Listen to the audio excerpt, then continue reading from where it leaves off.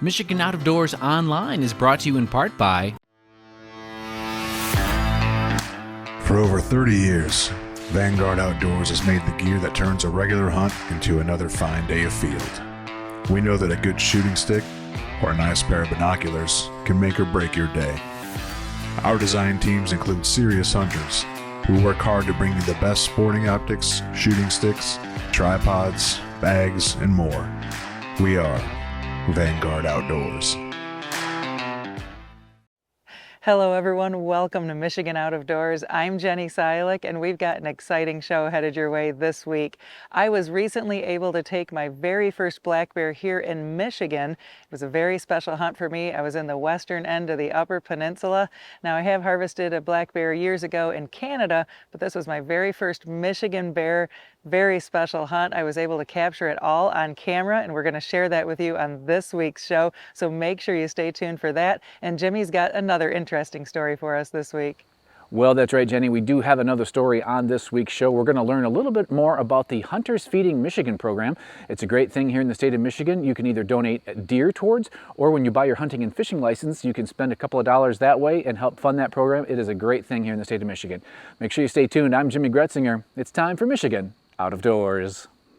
From the first spring rains to the soft summer breeze, dancing on the pine forest floor, the autumn colors catch your eyes. Here come the crystal winter skies. It's Michigan, Michigan out of doors. What a beautiful day in the woods. Someday our children all will see this is their finest legacy, the wonder and the love of Michigan. As the wind comes whispering through the trees, the sweet smell of nature's in the air. From the Great Lakes to the quiet stream, shining like a sportsman's dream, it's a love of Michigan we all share.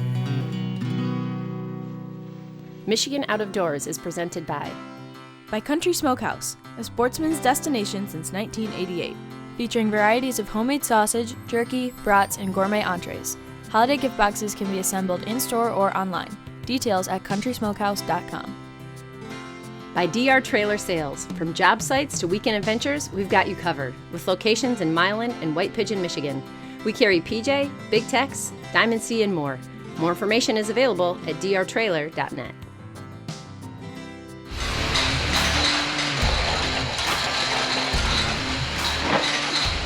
At Boss Shot Shells, we make all our shot shells right here in Michigan and deliver them direct to your door.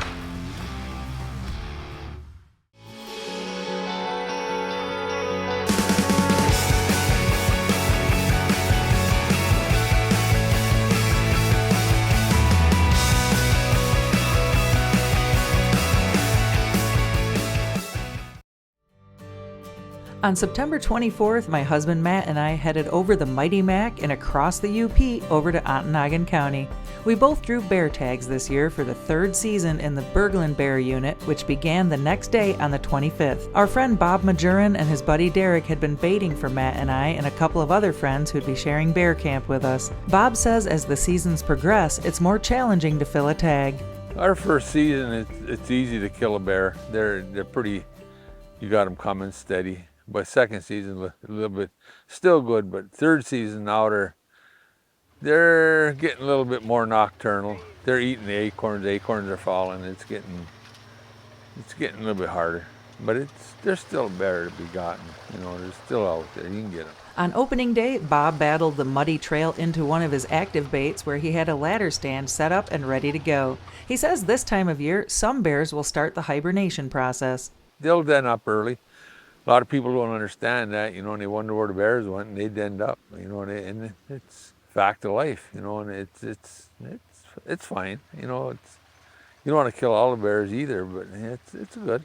Pretty much every day we put baits out, we don't put a lot though. We don't put a lot of bait out, a couple gallons, that's more than enough, and once they hit it, they'll keep coming back. Typically, bear hunters who hunt baits will wait until the afternoon to head out. Bob says there's a good reason for that.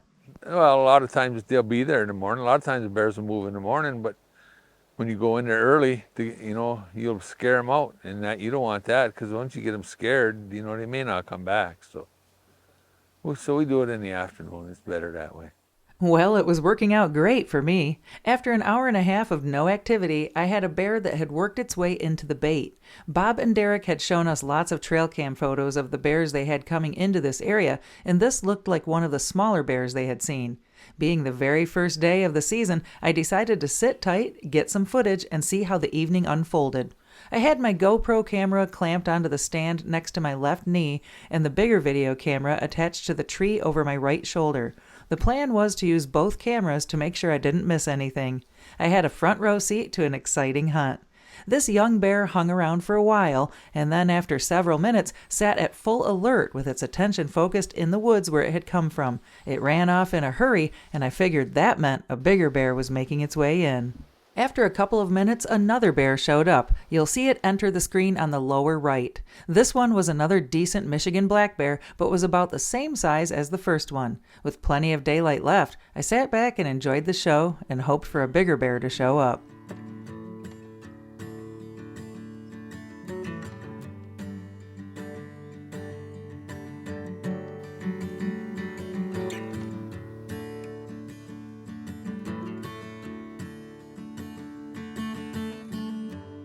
After several minutes, this bear also seemed to spook from something off in the same direction as the first one. I was poised and ready, convinced this time it was a bigger bear coming in. This next bear that came in seemed a little more cautious and a bit bigger than the first two bears I had seen. This one seemed stronger as it stood up and took apart the logs on top of the barrel. I took my time and sized it up and decided I'd pass on this one too. I was having a great time just watching it all unfold.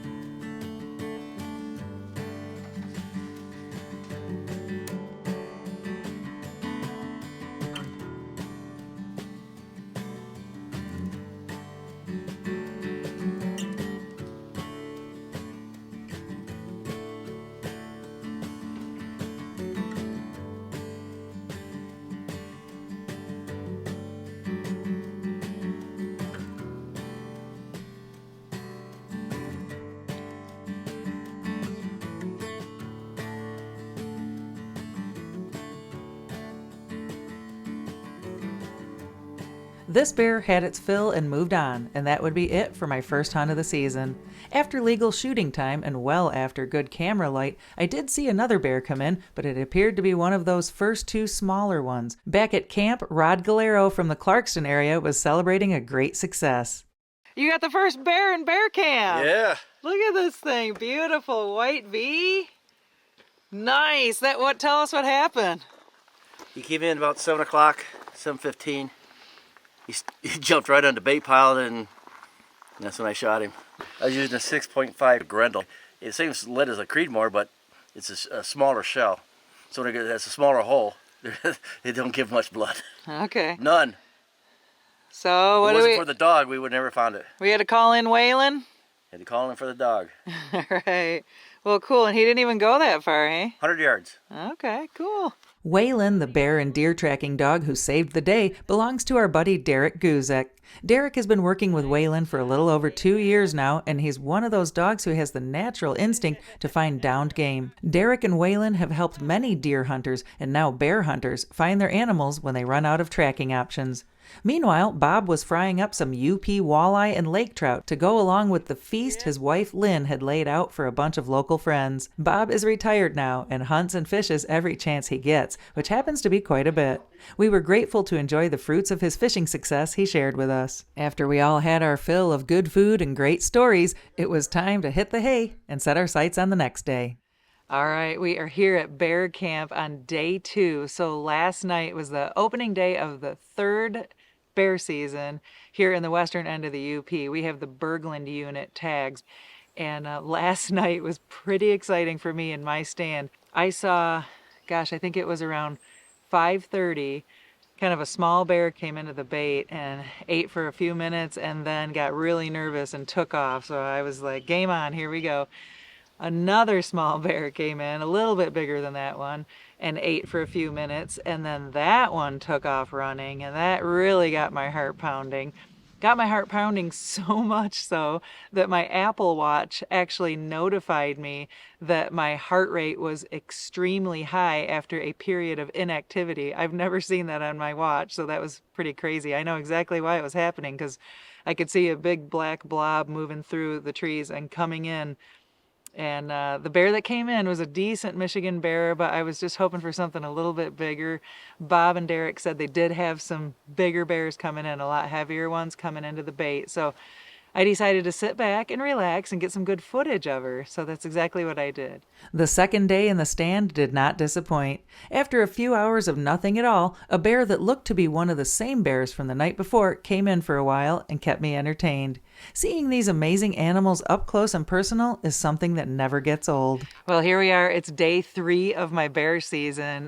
We had another exciting night last night. Only saw one bear, and I think it was just the way she was shaped. It felt to me like it was a female bear, just with that shorter body and kind of the rounder rear end. But I believe it was the exact same bear came in again last night, just all by herself, and stayed for a while and gave me a nice entertaining show, something to watch for a while. Still didn't feel like pulling the trigger on that bear. I do want a Michigan bear, but I want it to be maybe just a little bit bigger than that. We've got a few more nights left, so I'm hoping I see something a little bit bigger out there tonight. And actually heading out closer to noon today, I'm gonna attempt to sit in that small archer stand that I've been hunting for, it's gonna be about 8.5 hours by the time it's all said and done and Bob gets out there to pick me up after dark. So it'll be a long sit, but hopefully it won't be if I can get something to come in a little earlier. They said there was a nice bigger bear that came into that bait at the stand I was hunting around 1 o'clock. So I thought I might as well get out there a little bit earlier. That's what we're here for. So I'm in for a long sit, or hopefully I get to see something before dark that's a little bigger than that bear I've been seeing. Well, this little guy wasn't very big, but super cool to see. It was a fisher, a member of the weasel family who's also related to mink and otters. Fishers are carnivores and prey on small mammals like squirrels, rabbits, and birds. A male fisher can weigh up to 8 pounds. Until tonight, I'd never seen one in the wild. A special treat for sure. His quick, erratic movements made it tough to get much footage of him as I was trying to stay as still as possible on the bear hunting front.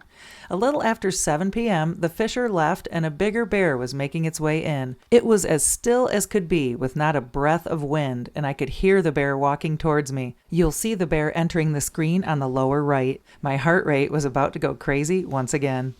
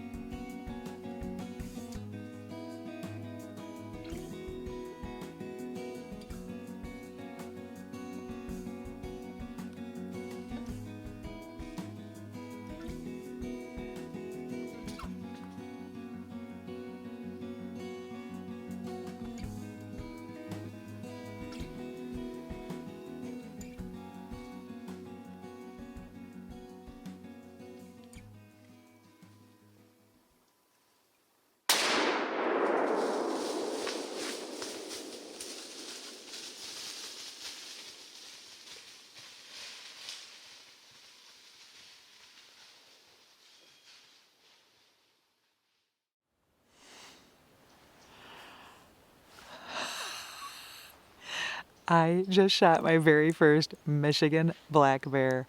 Holy moly! So exciting.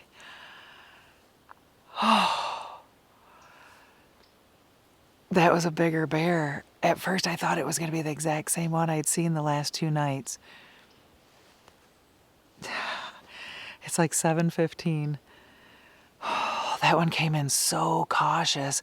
All I could do was get the camera rolling. I couldn't move the camera. I couldn't pick my gun up off my lap or anything. That's a bigger bear. He was really cautious and just kind of worked his way in around the bait. And I wasn't going to give him a chance. For a second there, he looked like he might take off to the left of the bait. I gotta wait till dark now. Bob's got to come in and pick up Matt, who's hunting, I don't even know, on the same property, but he's gonna have to pick him up first, and then I'll probably be sitting here for a while in the dark, and then we'll go check out, see if we can find some blood. I think I see some with the binocs, but I can't wait to get down there. It's gonna be a long wait, but I can't wait to put my hands on this bear. Yeah, this is only our 2nd year with him, but he likes it, so he does really good. Yeah, he found one last night with no blood, right? Yeah, we should find this bear here shortly. I don't think it'll be very far. Matt grabbed the camera for me and got footage while Waylon, Derek, and I tracked my bear. While I was busy following the blood trail, Waylon followed his nose and ran right to my bear. Hey, you know what? This is my first Michigan bear.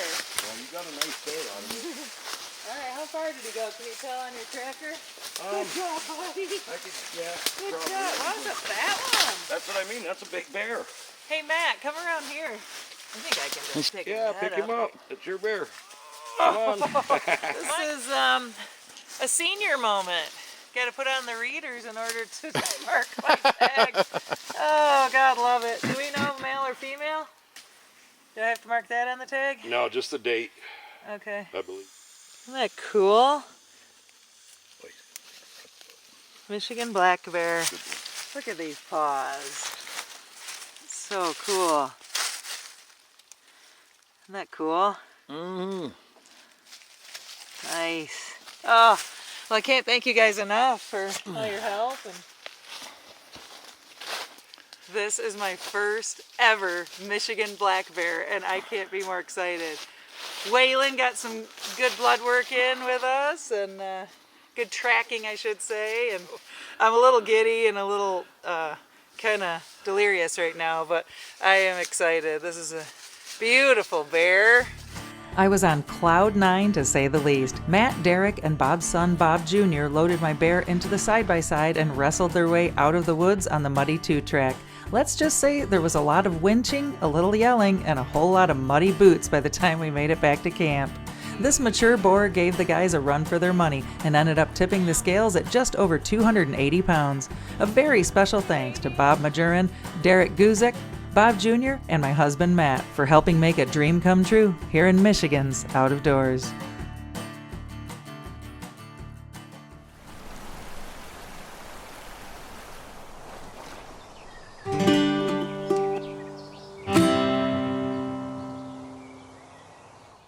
In our next story, we are going to learn a little bit more about Hunters Feeding Michigan. It is a great program here in the state of Michigan where you can either donate a deer or you can donate a few dollars when you buy your hunting and fishing license to help those that are in need. This time of year, the deer processors around our state start what is usually a pretty crazy couple of months. Today we are meeting up with the DNR to learn more about their Hunters Feeding Michigan program and just how that all works. My name is Joe Pressgrove. I'm the program specialist for Hunters Feeding Michigan. Here to talk about a little bit the history of the program, kind of where we're headed. The program started in 2007, so legislation was passed in 2005. By 2007, the department had to have a program in place that allowed wild game donations. Okay. We are currently contracted with the Food Bank Council of Michigan. Previously, we were contracted with Michigan Sportsmen Against Hunger. We changed our name last year to Hunters Feeding Michigan, kind of a tagline along Feeding America. They work closely with the Feeding America network. So the program is pretty straightforward. Hunters can donate deer. They simply go to michigan.gov/huntersfeedingmichigan. They can locate a processor. On there, we just recommend calling the processor ahead of time, make sure they're willing to take that donation. Sometimes they get a little busy, especially during firearm season. Okay. They drop it off as long as it's legally tagged, field dressed, harvest reported. They're all set. We take it from there. So that's it's all provided by hunters and anglers when they buy a hunting and fishing license. There's that question if they want to buy or donate towards the Hunters Feeding Michigan program. Okay.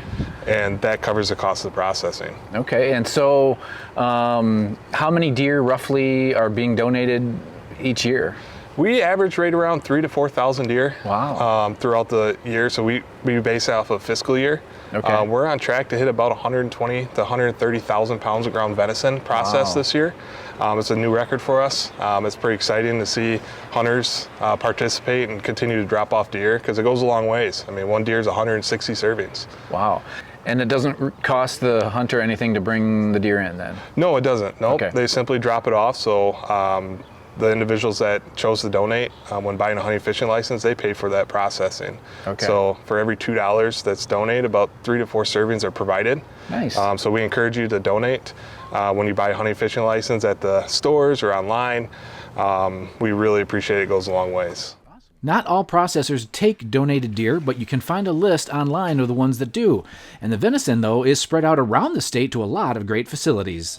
All right, we are now talking with Garrett Zuver. And Garrett, tell me, what is your role in this whole program? Sure, I'm the Agriculture Business Specialist for the Food Bank Council of Michigan, and we are the direct contractor with the Michigan Department of Natural Resources for the Hunter Feeding Michigan program. Okay, so once the deer is here and processed, and then kind of what's your role from that point? Where does the meat go? Sure, so we have 7 Feeding America food banks in the state of Michigan, and those 7 Feeding America food banks cover all the counties in Michigan, all 83 counties, and they're responsible for serving over 2,000 different agencies.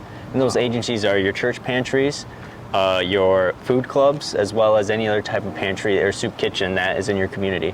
Okay, and so how many deer kind of go through this process, and how many people are we feeding in a year? Yeah, so we have this year we're looking at hopefully 130,000 pounds of venison. Wow. And so the rule of thumb is it's about 4 servings per 1 pound chub of venison. So that's 4 people that are directly fed from 1 pound of venison from those deer that are donated. So, you know, we have 1.1 million Michiganders who face food insecurity, which means they might not know when their next meal is coming.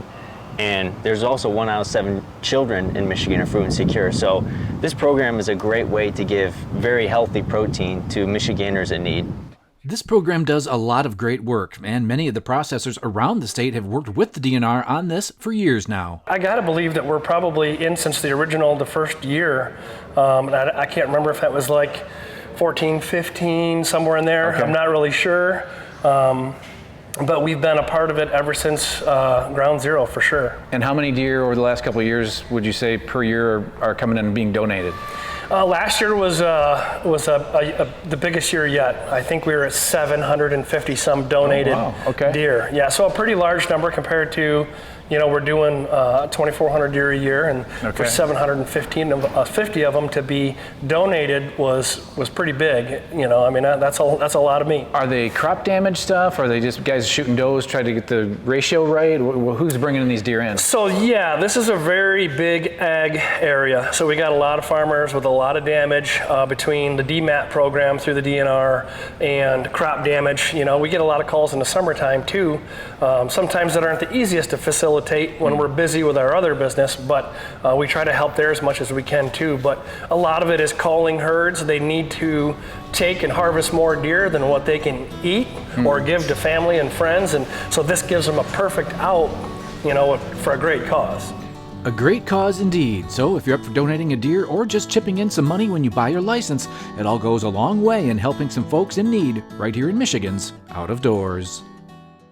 Thank you so much for joining us this week for Michigan Out of Doors. Make sure you stay tuned in upcoming weeks because everything is happening right now in Michigan. We'll take you out for some fall salmon fishing, a little bit of waterfowl hunting, and give you an update on how the archery deer season is going. If you'd like to see where we are and what we're up to on a more regular basis, you can always do that online.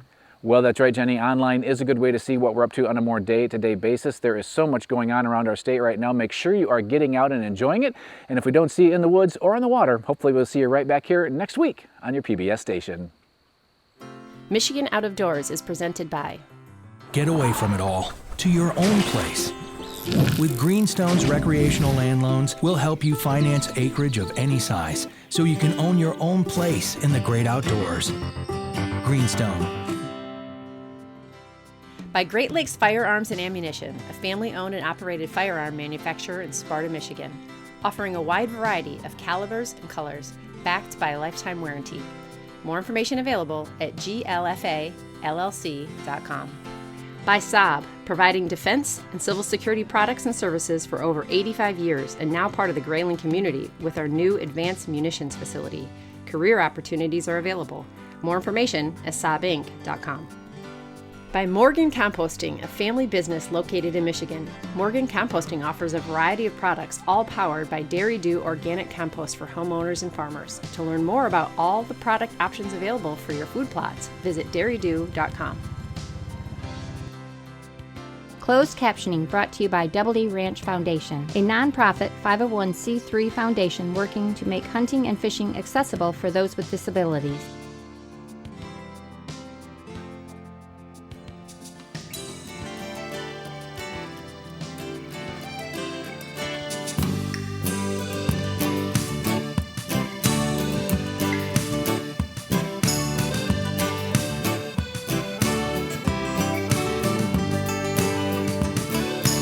When I wander far away, a dream stays with me night and day. It's the road that leads to my home state.